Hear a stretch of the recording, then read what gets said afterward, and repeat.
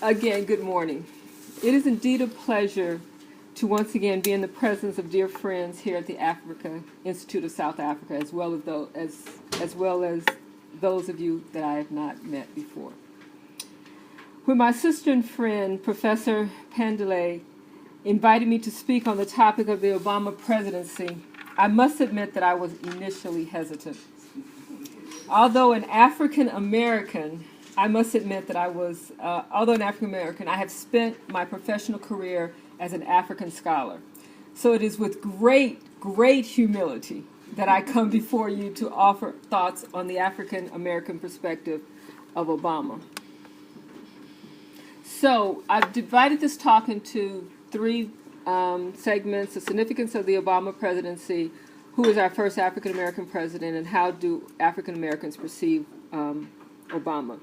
With respect to the latter, you will hear the voice of African Americans throughout the talk. Most of the concluding remarks deal with my personal opinion of the Obama presidency. Millions of people throughout the country wept and got on their knees and said, "Amen," and thank God, Muhammad, and other higher powers for finally lifting the veil of centuries of physical, mental, and emotional bondage that had kept them enslaved in the incomprehensive racism of America.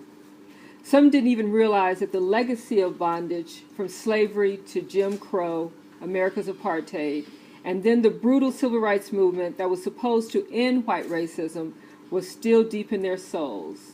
Souls that needed much healing. Healing was now before them. So it was on Election Day in November 2000 that America had finally given African Americans the gift of great hope. The first African American president had been elected.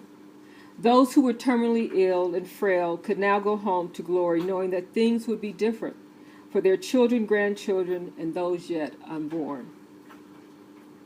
African Americans were now deemed to be fully accepted by a country that they loved so dearly, but that seemingly did not love them in return.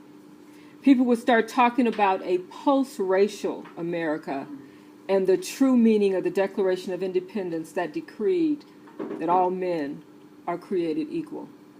True freedom was at hand.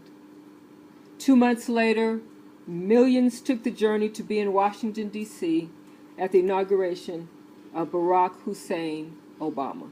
It didn't matter how cold it would be outside. It didn't matter if the closest one could get was miles away.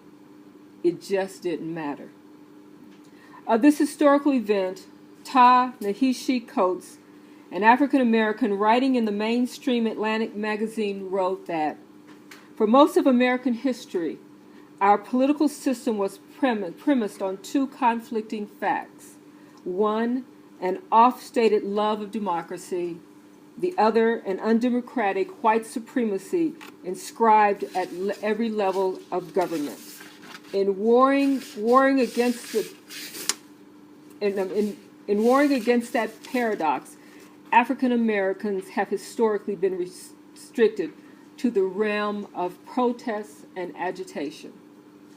He continues by noting that with the historic election of Obama, for the first time the employing of power was at the hands of a black person. Finally, African Americans were to see a new image of themselves. And this image finally went beyond the limits of protest and agitation. Real power was in the hands of an African American. So what do some African Americans want from Obama, who had the power of the federal government in his hands? Martell Teasley and David Incard, in a book chapter entitled Barack Obama and the Politics of Race, the Myth of Post-Racism in America, identifies the following. 1, to be subjects of their own experience and destiny in America. 2, social policy enactments and monetary investments that reduce educational and health care disparities in incomes.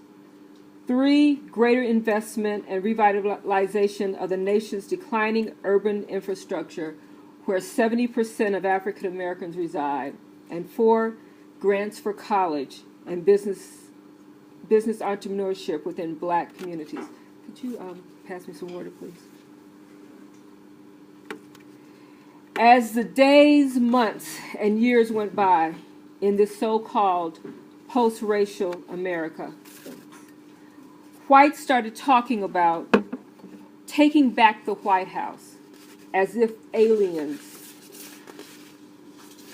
lived there.